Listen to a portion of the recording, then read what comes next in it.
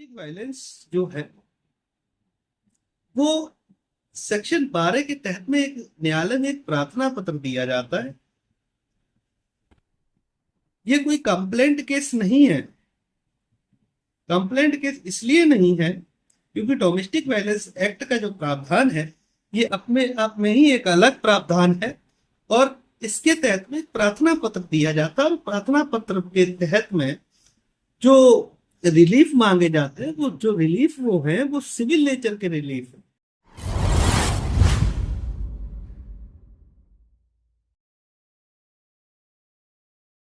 नमस्ते भाइयों, मैं हूं आपका दोस्त advocate Brahmadatt, Agra civil court से।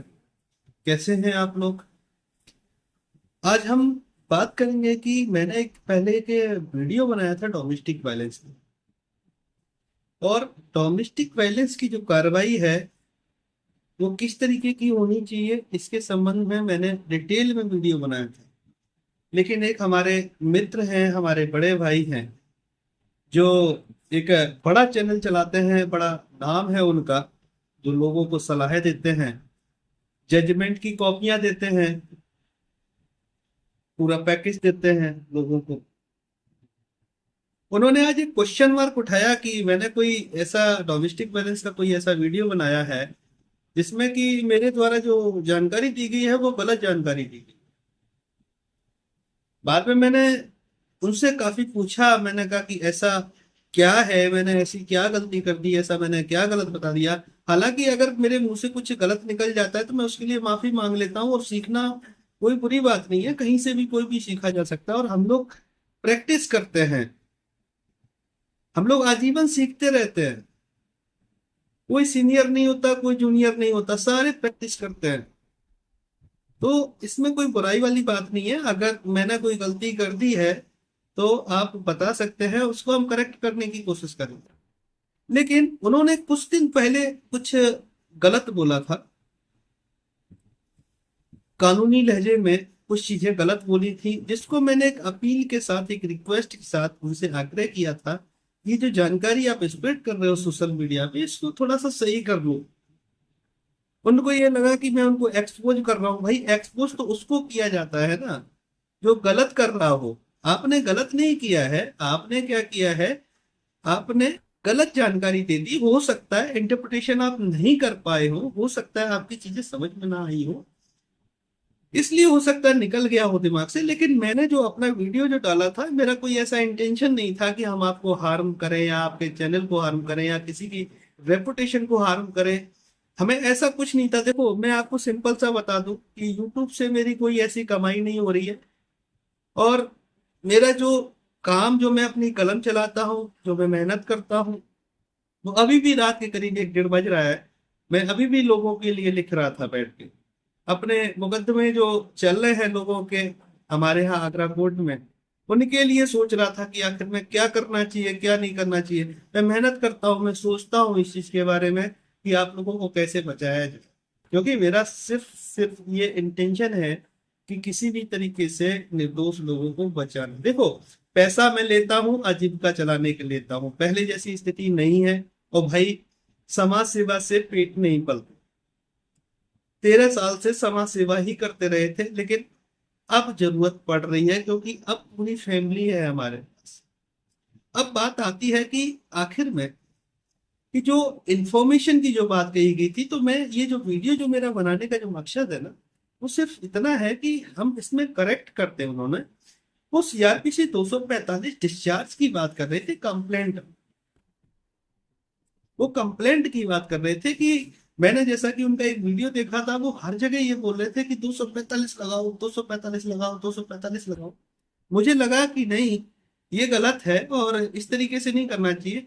मैं आपको बता दूं कि जब कोई कंप्लेंट केस होता है उसमें 245 सीआरपीसी के तहत में डिस्चार्ज लगाते हैं। अगर कोई एफआईआर होती है, चार्जशीट हो गई, उसमें संज्ञान हो गया और मजिस्ट्रेट ट्रायल है, तो 239 सीआरपीसी, 239 सीआरपीसी के तहत में हम डिस्चार्ज मूव करते हैं।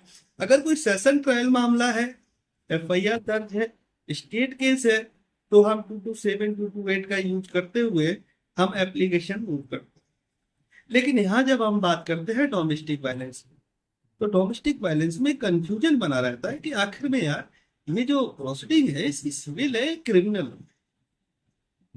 बहुत लोगों के दिमाग में ये चीज आती है कि आखिर में ये है क्या, ये सिविल है या क्रिमिनल है। तो मैं आपको बता दूं कि डोमेस्टिक वायलेंस जो है वो सेक्शन 12 के तहत में एक न्यायालय में एक प्रार्थना पत्र दिया जाता है। ये कोई कंप्लेंट केस नहीं है। कंप्लेंट केस इसलिए नहीं है क्योंकि डोमेस्टिक वायलेंस एक्ट का जो प्रावधान है ये अपने आप में ही एक अलग प्रावधान है, और इसके तहत में प्रार्थना पत्र दिया जाता है। और प्रार्थना पत्र के तहत में जो रिलीफ मांगे जाते हैं, वो जो रिलीफ वो है वो सिविल नेचर के रिलीफ है, जैसे कि घर में रहने का अधिकार, साझी गृहस्थी में प्रवेश करने का अधिकार, आपका प्रोटेक्शन ऑर्डर हो गया, आपका धनी अनुतोष हो गया, आपका नुकसानदेही हर्जाना हो गया, एक्स वाई जेड जो भी आप मान सकते, ये सिविल नेचर के हैं। लेकिन है ये प्रार्थना पत्र। प्रार्थना पत्र कैसे है मैं इसको भी स्पेसिफाई कर दूं, क्योंकि वो जो हमारे एक मित्र यूट्यूब वाले हैं उन्होंने एक क्वेश्चन मार्क उठाया। उन्होंने कहा कि नहीं, डोमेस्टिक वायलेंस एक्ट के तहत में सीआरपीसी 245 के तहत में हम डिस्चार्ज मूव कर सकते हैं। नहीं भाई, ऐसा नहीं है। मेरा मानना है कि ऐसा नहीं होना चाहिए। इसलिए क्योंकि डोमेस्टिक वायलेंस एक्ट का जो प्रार्थना पत्र सेक्शन 12 के अंतर्गत जो दिया जाता है वो कंप्लेंट केस नहीं है, वो एक प्रार्थना पत्र है जिसपे कि स्वयं मजिस्ट्रेट या किसी 191A के तहत में संज्ञान लेता है और उसमें डीपीओ रिपोर्ट तलब करता है। कंप्लेंट केस के अंदर में हमेशा पुलिस रिपोर्ट नहीं आती है, क्योंकि सीआरपीसी का सेक्शन 2D जो है वो कंप्लेंट को स्पेसिफाई करता है। उसमें कंप्लेंट के बारे में कहा गया कि आखिर में कंप्लेंट क्या है। कंप्लेंट के अंदर में पुलिस रिपोर्ट नहीं आती। जैसे पुलिस है ना, एफआईआर दर्ज कर ली, चार्जशीट लगा दी या कोई पुलिस रिपोर्ट, उसमें पुलिस रिपोर्ट नहीं आती। उसमें केवल न्यायालय का ही हस्तक्षेप रहता है, उसमें पुलिस का किसी तरीके से हस्तक्षेप नहीं रहता। लेकिन जो डोमेस्टिक वायलेंस एक्ट का जो प्रार्थना पत्र सेक्शन 12 के अंतर्गत जो दिया जाता है, ये प्रार्थना पत्र जो है वो सीआरपीसी 191A के तहत में मजिस्ट्रेट इस पे कॉग्निजेंस लेता है और डीपीओ रिपोर्ट इस पे तलब करता है।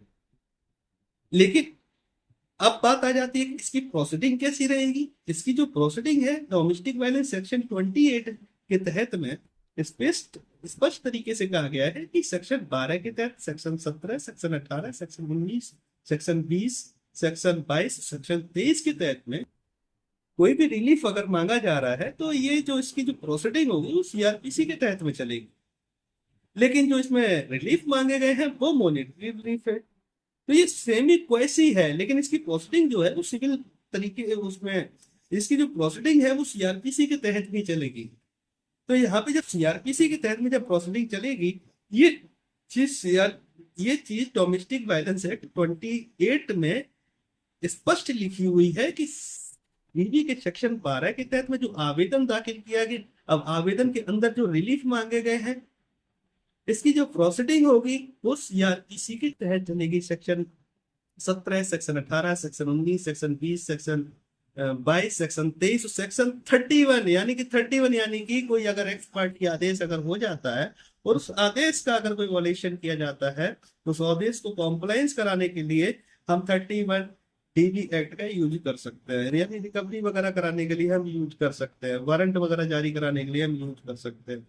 तो ये जो प्रार्थना पत्र जो सेक्शन 12 के तहत में जो दिया जाता है ये कंप्लेंट केस नहीं है, ये एक प्रार्थना पत्र है। और प्रार्थना पत्र में हमेशा मजिस्ट्रेट की जिम्मेदारी बनती है कि डीपीओ रिपोर्ट तलब करे। और दूसरी बात, इसमें जब हम डिस्चार्ज अगर हम मूव करना चाहें तो इसमें डिस्चार्ज जो है ना वो सीआरपीसी 245 के तहत में नहीं लगेगा, 239 ऑफ सीआरपीसी के तहत में इसमें डिस्चार्ज लगना चाहिए, जैसा कि मानना है। अगर मेरी बात अगर गलत हो तो आप लोग कमेंट करके बताएं। अगर मेरा ये वीडियो आपको समझ में आया हो, और जो यूट्यूबर जो देख रहे हैं जिन्होंने मेरे से आज ये कमेंट किया, डिस्कशन किया, मैंने हालांकि उनसे बहुत रिक्वेस्ट की कि मुझे लाइव में लीजिए, मैं लाइव में आपकी चीजें जो आप बोल रहे हैं, क्योंकि आप लाइव में बोल रहे हैं मैं सुन तो पा रहा हूँ लेकिन मैं जवाब नहीं दे पा रहा हूँ। और अगर मेरी गलती होती तो मैं माफी मांगने के लिए भी तैयार हूँ, ऐसा कुछ नहीं है। लेकिन मैं कोशिश यही करता हूँ कि लोगों को ज्यादा से ज्यादा गुमराह होने से बचाया जाए। और आप लोगों को अगर ये बात मेरी, आप लोग किताब जरूर खोलना, मेरे भाई मेरी रिक्वेस्ट है, आप लोग किताब खोलना और आप लोग उसको देखना। और इस पे एक स्टेट ऑफ मेघालय का बहुत अच्छा जजमेंट भी है कि जो डोमेस्टिक वायलेंस सेक्शन 12 जो है ना, ये कंप्लेंट केस नहीं है, ये एक प्रार्थना पत्र है। प्रार्थना पत्र को पुलिस ने या डीपीओ ने, XYZ कोई भी हो, उसने रिपोर्ट दी है इसमें, मजिस्ट्रेट ने कॉन्विनियंस लिया है और आपको तलब किया है।